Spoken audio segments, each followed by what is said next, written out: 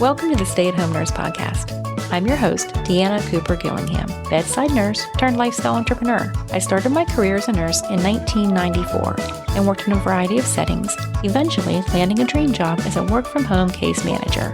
But it still did not give me the freedom and flexibility I desired. So in 2014, I created a side hustle that turned into a multi-six-figure lifestyle business, allowing me to leave my job and move to the Caribbean in 2016. I haven't looked back since.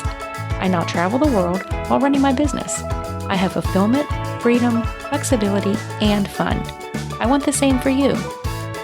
This podcast is here to inspire and equip you to live your best life. Let's get started. Hello and welcome to another episode of the Stay-at-Home Nurse Podcast. Today we have a special treat. I kind of hinted about it in a previous episode with Kristy Meyer that we would be having one of her, alumni and special students on to talk about her business. And today we do have Kristy Meyer on. Kristy, we all know that nurse burnout, moral distress, all of these keywords, this is a big thing right now. Can you tell me a little bit about the problem and how you are choosing to solve that problem? Yes. I'm really excited to address this issue in nursing. It's something I've watched growing throughout my career and changing and shifting. Myself, I really want to focus on burnout, not just being a personal problem, but being a system problem. That being said, I really want to focus on tools for nurses to still address what their power is within this situation, as in what pieces can they solve for themselves, and also what pieces can they help the system solve. And so the issue currently, I've been reading up, I'm always reading literature about this, and I'm very excited to see that it's a growing place for research and nursing research and healthcare research. One of the big statistics I found is that they said in 2021, they published that 50,000 nurses have changed their jobs due to burnout. And that's just really profound. As a nurse manager, I dealt with this a lot, as in people often were seeking new jobs based on burnout. So I've personally experienced that. That's 31% of the workforce of nursing. And so it's really unsustainable. And I feel passionate about it because it's damaging to nursing. It affects their whole lives when they start experiencing burnout. It affects their health outcomes, their social relationships, their joy in life, just their whole ability to thrive where they're at. And so I do think there's some simple things that you can do to start addressing it if you notice that you are burning out. And I think that nurse coaching is one of the best ways to approach that. You know, for one, there's a lot of research showing that peer-to-peer connections are what matters in this. Being able to speak with somebody who really understands some of the issues that you're dealing with and can maybe help you take some of the shame and blame out of the problem just to start with. I think there's a lot of places where nurses, because of the burdens we carry, because of the work that we do, we really discount our own needs. And when we do address our own needs, sometimes we feel guilty about it. And so really just taking the situation and turning it around and doing some very simple methods towards looking at your own self-awareness, self-compassion, and simple techniques to help start shifting. I like how you say that it's simple. And I think one thing I'd like to clarify is because it's simple doesn't necessarily mean that you can do it yourself. When you are in overwhelm, you cannot see the resources that are available to you and the simple things that you can do because you're in overwhelm. And, just think about our patients.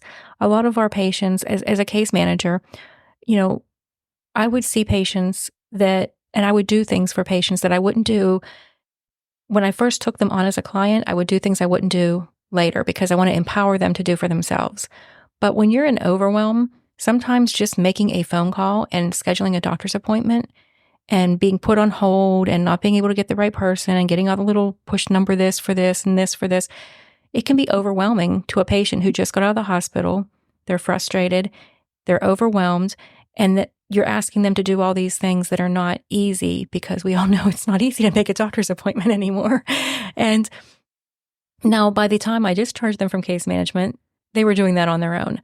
And so I'm liking that to what you do for your nurses. It's not necessarily that they can't figure this out or do it, but when you're in overwhelm, you need somebody to kind of hold your hand and say, this is the next thing that you need to do, or this is what you need to do, instead of them trying to figure it out for themselves. And I think that for a long time, nurses have been almost shamed or blamed into thinking that they should be able to handle it.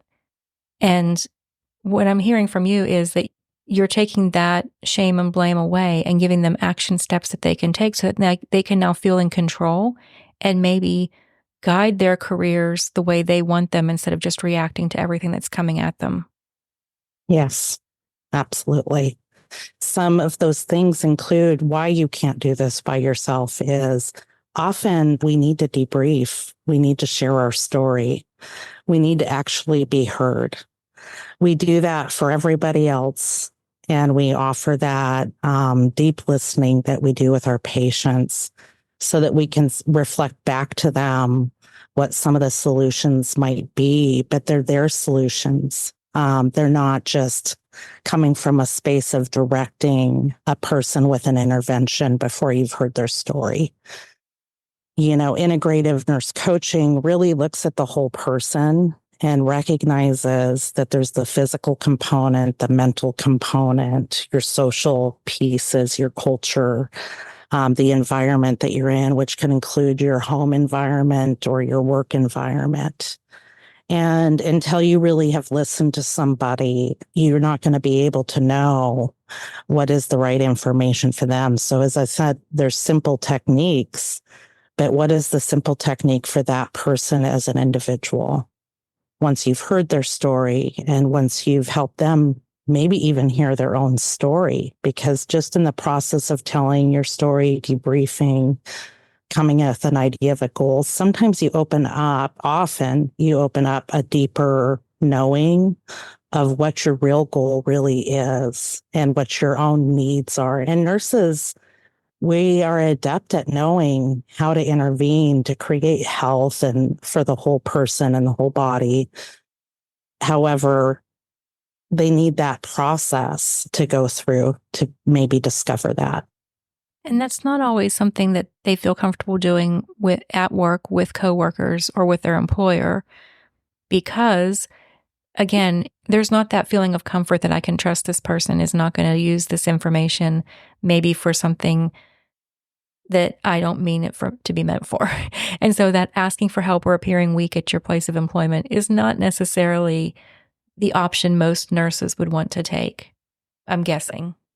So true. You know, I think we all have had experiences as nurses where we have our special confidants at work and the people that recognize us on a whole deeper level and help boost us up, coach us up, teach us what we need to know, role model what we need. But I would say in the current climate, that has become harder and harder. There's less time for that support for each other. And then there's the other piece of not wanting to show weakness, especially depending on the type of nursing you work in. I worked a lot in critical care nursing, and there's a big philosophy of fake it till you make it, pull your big girl panties up. And those are some, there's reasons that we say these things to each other. However, it doesn't always allow for that other aspect of your own needs and personal growth. And it almost sends that message to us that our needs are irrelevant in the picture. Yeah. So it reinforces that we need to just stay strong, forge forward. And therefore, I think sometimes as nurses, we're masters at disassociating away from our own feelings, our own needs, And there's just ways that we can work on that together. And The coach, we the are nurse. masters at doing that because we have to. You know, if you work in a place where maybe, I know in labor and delivery, you might be in a room where there's a fetal demise and then have to go into another room helping a mom, give birth to her child. And, in one, you're devastated and you're crying and you're upset and you're bawling your eyes out. And then you have to go into another room and look happy and be happy and supportive. And so we've learned that we have to do that. And we became very good at it, but sometimes to our own detriment, where we can just put on that happy face and look like we're just, keep going and we're faking it until we make it, until we actually break. And Yeah. you don't want to see the nurses break. You don't want to see them leave nursing if that's not what they want. We all got into nursing because we wanted to be nurses. That's it, to make it through all of your training, pass your NCLEX. That's a huge accomplishment in and of itself. And I feel like one of the things I want to do with this podcast is support nurses to stay in nursing, if that's what they want to do, unless they don't want to. But if they want to, I want to give them as many resources and opportunities, connect them to as many people as I can, so that they can be healthy nurses, so that when me or my loved ones need a nurse, there's a healthy nurse that's capable of doing her job and can do his or her job to the best of their ability, and they're not burned out and they can do it with joy. So tell me a little bit. I'm sure that you didn't just fall into this. What is your journey getting into nurse coaching? It's been a long journey. I would say that I have had many of my own experiences throughout nursing that I've been able to overcome. I've had many moments of burnout. I started out initially in diabetes research, where I worked in a space where we really took care of the whole patient. Because we were working in research, we had the gifts of having many components, whole person care and integrative care, where you did take care of that mind and the body of the diabetic to try to get better outcomes. And we were able to get better outcomes through cognitive behavioral therapy techniques, which is a lot about mindset and shifting, creating new behaviors around your needs in your own health. Also, nurse coaching was part of it way back then through the diabetes educators.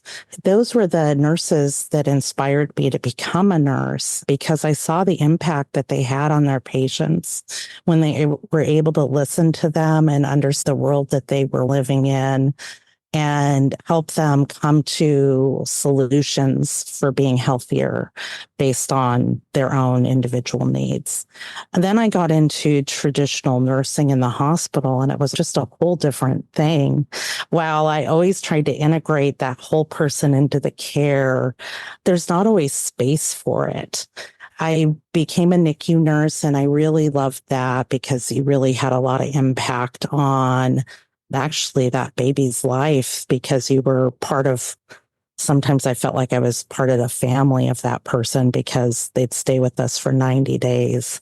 So you were helping to create that healthy environment around the child so that they could heal and grow. I also did really intense transport nursing, where I helped intubate babies, pick them up, stabilize them, bring them back in to the hospital so they could spend the next 90 days with us, growing and being ready to go out into the regular world, supporting the family network around them, teaching them how to care for them.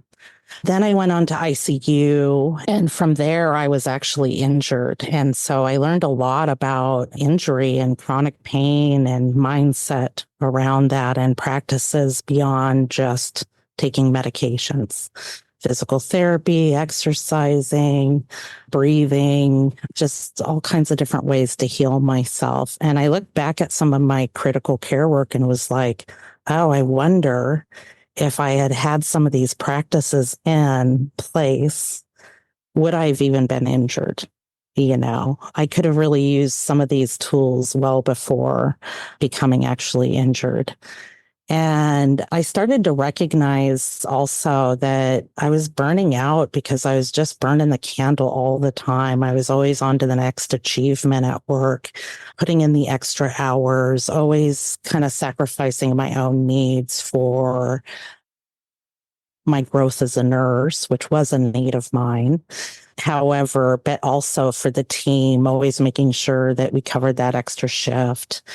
Once it became apparent that physically I needed to make a change due to the couple of big injuries that I received, I went into administration and started educating and mentoring nurses, and then eventually ended up in leadership.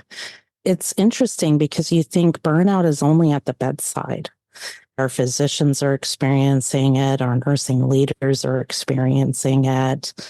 The environment is just sometimes not always conducive for taking care of ourselves. And so I did get into a point where there was a lot of moral distress in what I was being asked to do as a leader. And I did experience a really traumatic experience with a patient, which gave me an opportunity to recognize I needed to step back briefly and take a leave. During that leave, I immediately, like most of us nurses, was like, well, I can't just sit here heal. I need to take on something new. And I got into an integrative nurse coaching program that I'd been looking at for years. And part of that was my intuitive self knowing that it was time. I was 20 years in hospital nursing. I've loved every minute of it, even though I speak of burnout and moral distress. Despite that, I've absolutely loved being a nurse. And I was getting to the point where I was like, I'm not sure I want to continue to be a nurse, though. And that was a big flag for me. So I knew it was time to learn that new skill and see if I could find my new path in nursing. And I knew the minute I got into this program, it was the right program for me and that I was on a life-changing journey of entering my next stage of nursing.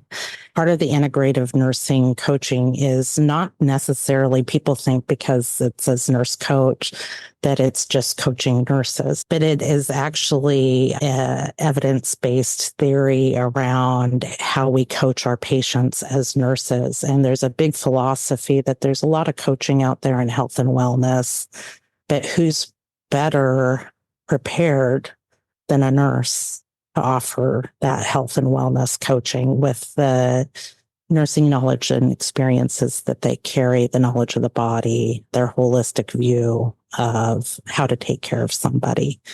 And so through that, I knew instantly when I was reflecting back on what I wanted to do as a nurse, I recognized that straying through my whole career has been supporting other nurses, mentoring them, precepting them, leading them, even when I wasn't the leader, hearing their stories, helping them come up with solutions for themselves. And I really missed that almost instantly when I went off on leave. I missed my nursing tribe. I missed that support of the nurses that were around me. And so I just knew that my piece of integrative nurse coaching was really going to focus on healing the healers and nursing the nurses, because that's what I've loved to do even prior to this training. So, from what I'm hearing from you, integrative nursing or integrative nurse coaching can be different for different people. Some people will focus on the patients and coaching patients, but you've chose to use this to help nurses who are experiencing chronic overwhelm, burnout, moral distress. Tell me about how you use, what is integrative nurse coaching and how do you use it to help nurses that are going through these difficult times? Yeah. Integrative nurse coaching it's a process where we really work with the patient. It follows actually the nursing process, although they've created their own nurse coaching process that's right in alignment with it. And I would think one of the biggest key points of it is really about creating awareness and choice in the patient through allowing them to identify where they want to make changes and where intuition is of the needs, their own inner wisdom of what they need to change. Now, people don't come to you necessarily saying, my inner wisdom tells me I need to do this. um, there's a lot of interventions within the process that include building self-awareness practices, working with breathing, working with mindfulness to help allow that. I already mentioned just the deep listening to somebody, having that ability to tell their story and have reflected back to them what you're hearing, maybe some of their needs are. It is a relatively intuition. I love the fact that you use intuition within that. My nursing gut and intuition has always been strong throughout my career. And this actually acknowledges that that is a thing. And part of that is actually some of just the exchange of energy between us and understanding, part of the hearing and knowing what you're hearing and reflecting that back to somebody. So I think, people might be like, well, I really just want you to tell me what to do.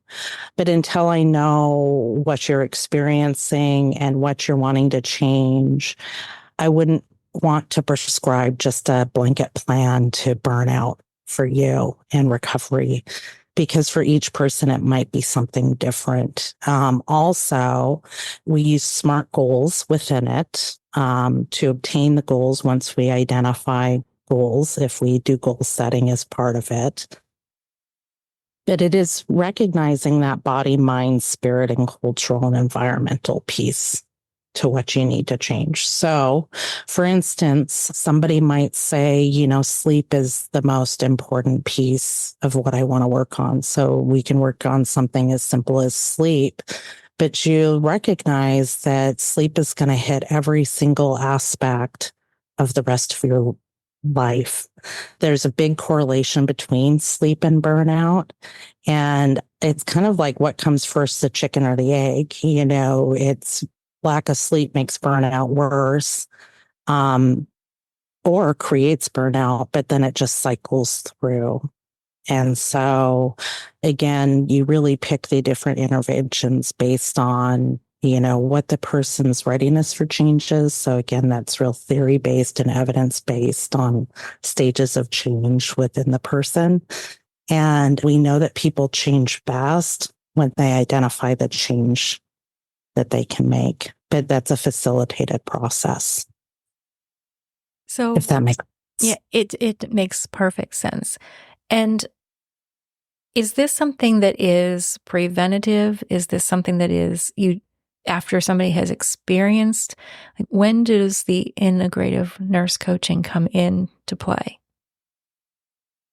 I'd like to see it be on the preventative end. I think that there's a lot of, as I mentioned, when I looked back at some of the practices that I've learned that nurse coaches might use with interventions that they might use with their patients, including something as simple as breathe affirmations, self-compassion. Those are all things that I certainly could have appreciated some coaching on as a new grad to get ahead of the game. That being said, I've been hearing as I was hiring new grads that they were coming in already burnt out. And so again, I do think there's preventative measures. I think that somebody could enter into nurse coaching with me at any stage in their nursing career. And we could work preventatively, or we could work on recovery. I also think all of this is on a continuum. Just because you're burnt out now doesn't mean you're going to stay burnt out. Again, there can be a shift in how you're approaching it. Maybe you do need a job change. It doesn't mean you leave nursing. Maybe you need a shift change. Maybe you need a schedule change. Maybe you need a lifestyle change. But it's working together to figure that piece out. And once you start building pieces of this self-care and ways of approaching your own needs, that's something you carry with you even after you leave coaching. they're lessons that then you can apply to other things. For instance, when I was experiencing physical injury, I now carry some of those methods with me every time I get injured again, experience pain. And so it's really about just real self care towards yourself and learning how to manage your own needs within your self care. So, once somebody begins this healing journey, what does it look like for them? Because I imagine that if you've gone through this, you probably have like a little bit of PTSD almost of fearing it happening again and being triggers. Is there something like, Yeah. do you have maintenance? Do you give them tools to handle this and to recognize it? Tell me a little bit about what that would look like. Yeah, I'm really big on somatic awareness and also understanding that we can regulate our own nervous systems. And so through education and development there with the person, depending on their readiness for that level of work, those are skills that you will carry with you and that you can intervene sooner if you recognize things are happening. I'm really big into the polyvagal theories where many of us react in different ways and we co-regulate together and we dysregulate together. And we also have spaces that we go. We might freeze when we are experiencing a lot of stress, and that's very protectionary. There's nothing wrong with it, and there's nothing wrong with you that that's where you go. But it's recognizing that you go there, that you start shielding yourself, and that maybe you're not recognizing your own needs when you're down into that frozen level.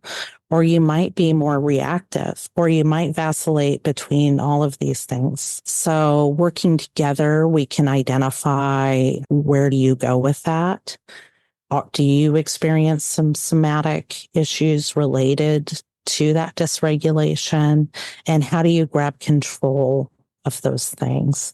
Because as we talked about, the work is the work. That we're probably not going to change the fact that we might experience some secondary trauma or just be part of a very big event in somebody's life, a death of a baby, a death of a loved one, and helping process that with a family, but then walking in, 3 minutes later to another room or maybe even just 10 minutes later, that's still going to be there. But how do you do that work in a more healthy manner where it doesn't take a chunk out of you every single time? What are the techniques you can use? I realized on nervous system regulation, there's a lot of things, our bodies are smart. And I kind of laugh because there's a lot of things I just did naturally, even body positions that are known to help with nervous system regulation. When I learned those techniques, I was like, wow, I actually would do that. So again, that speaks back to the intuitive and internal wisdom of the person. It's bringing out the right interventions for them because everybody experiences trauma and stress in a slightly different way, even though we know, how that might look. I really like what you just said about like even the position, the body position and those types of things, because that's something that even when you're in the middle of it, when you're on the floor and you're in a patient's room and something's going on, just a subtle body position change can really release, or it can change your energy and change everything that's going on. And that's like a little trick that you can use in the moment. It's not going to be something that's going to 100% prevent you from ever going through the burnout or the more distress, but it's something that you can use as a tool right then and there. I know we have a program that teaches people to pass the CCM exam. And one of the things that we do is we have test taking strategies for passing the exam. And one of them is doing the Wonder Woman pose before they go into the exam. And yes. I am not somebody who just preaches this. I use it. So if you ever see me speaking, I am terrified to speak on stage in front of people. And so I actually will do this. If you see me, I'm going to be standing up somewhere, even if I'm talking to somebody else who's going to be on stage with me or something. And I'm standing there with my hands on my hips, my legs apart, my chest out, and I'm doing the Wonder Woman pose because I understand that that's going to change the hormones that are going through my body and give me what I need to get through that next hour of being on stage. So I like that you found all these tricks, and these are not just sitting with somebody and just talking, which that is important, but you're also giving them tools that they can use so that when you're not there with them, you're empowering them to take control of situations. Yes. Yes. And that is absolutely it. And so that's where we started saying simple techniques, right? And it can just be as simple as breathing. It can be as simple as a pose. It can be tapping is becoming a big thing. There's a lot of things that you can do to manage and cultivate more calm a better calm situation for yourself. And actually just also acknowledging it can be as simple as some affirmations or just the mindfulness of knowing like, oh, I'm feeling stressed and acknowledging like, well, of course I am. This is a Look what stressful I'm going situation. through. Yes, I should be Yeah. stressed right now. It's okay. Yeah, it's okay, and then what? Do I need to take a couple of deep breaths? Do I need to remind myself that I am safe in this moment? I have the skills that I need to address the issue. Is it a pose that I need, which, is actually regulating my nervous system? Because this isn't just in your mind. This is a whole body response. Yes. And that's why I really love that polyvagal theory, because it really addresses like that nerve runs through your whole body and there's physiological effects to that. It's nervous system regulation.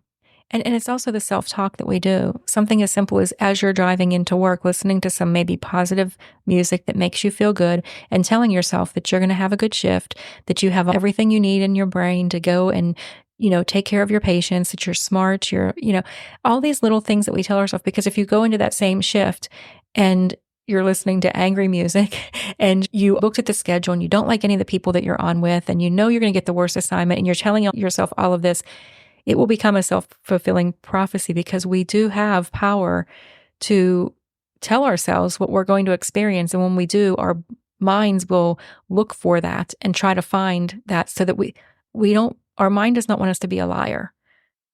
And Yes. so when we say we're going to have a terrible day and I'm going to have the worst assignment, you will, because you have just set it up that way in your mind, that that's the only way you're going to see it. No matter how wonderful it is, that's the only way you're going to see it. So I love that. Go ahead. I'm sorry. It's the gift that just keeps giving too. Yeah. And that affects that teammate next to you. And so we really have to be responsible for the energy that we carry, both for ourselves and the people around us. Yes. And the more I'm learning about the energy that we have also affects everybody around us, including our patients. It really makes a difference. So we've been talking for quite a while. I want to make sure that anybody who is interested in learning more, because I've learned a lot from you, and that's just on this, just talking with you now for a few minutes. I can imagine that a lot of people that are listening right now are saying, oh, I need this. And I wonder if she can help me. And so what would be the next step for somebody who is like, I need this, or maybe they know somebody who really needs this? What would be the next step? Yes. Well, I'd like people to book a free consult with me. It's really important to do this work together, that we make sure it's something that you do need, that you're ready for. And in free coaching or consultation, we can work through that together and better define what your goals might be for the interaction. I do think coaching, it can be episodic, but it's generally better to do more than one coaching. But it's a good starting point to get that free consultation. I also have a free assessment that I'd like to offer out to people to take, that they can do or not do as part of that free consultation, depending on their comfort level. It is the integrative health and wellness assessment. I use it for myself periodically. One, to actually congratulate myself on some of the things I'm doing well, but also identify spaces where I need to work on. And so that assessment looks at your full lifestyle and wellness based on your social relationships, your work environment, your current health and how you view it, nutrition, exercise. All of these are components that we can work on, and they're all interrelated. I definitely find that once you start tackling one thing, it helps something else in your life. So if you start just learning how to do a little breathing, that might impact both your sleeping, your stress level, your anxiety levels, maybe even your hypertension if you have hypertension as part of all of this. So those are the starting points, is taking that assessment if you're interested. But either way, booking a consult to see about that. I do have to say this is a nursing process. I don't work in a compact state. And so I'm licensed to do this work in Oregon and Washington because I'm truly practicing as a nurse. However, I still encourage people to reach out because part of the whole integrative health world and nursing world is being able to connect people to other aspects of the healthcare system that might help. And so there's a lot of integrative nurse coaches out there. Even if they don't focus in burnout, they are definitely capable of addressing that or just any health outcome that you're looking to impact. Well, this was wonderful and very informative. We've given a lot of information here, a lot of things to think about. Is there anything that we missed that you think might be helpful? No, I want to be clear that again, I want to just really take the shame and blame out of both burnout and trauma within healthcare. One thing that I've really learned and I love when I hear it is nurses don't leave because the work is hard. They leave because they're dealing with something like a moral distress or something that's bigger that's attached to the system. And so again, I don't want to preach anything that would lead to feeling like a victim. That's more to empower that despite that, there's ways that you can address that even when the system isn't supporting you in the way that you need or you're experiencing some moral distress. So if people are interested in your free consultation, how would they reach out to you? Yes. My business name is Cultivating Shifts, and it's both coaching and I'll also be offering education around burnout and attempts to change the system. My email is Kristy@cultivatingshifts.com. So if you just had a question, you could reach out there. There will be a booking link in the show notes as well. And my website is about to launch, and that's www.cultivatingshifts.com. Awesome. Thank you for your time. Thank you for all those. I think that you gave so many tips just to get started, things that maybe we haven't heard before. You know, it's not about going and getting a massage or lighting a candle. It goes way beyond that for self-care. And you've given a lot of very valuable tips to the listeners. So thank you for that. And thank you for your time. Thank you. It's exciting to be here.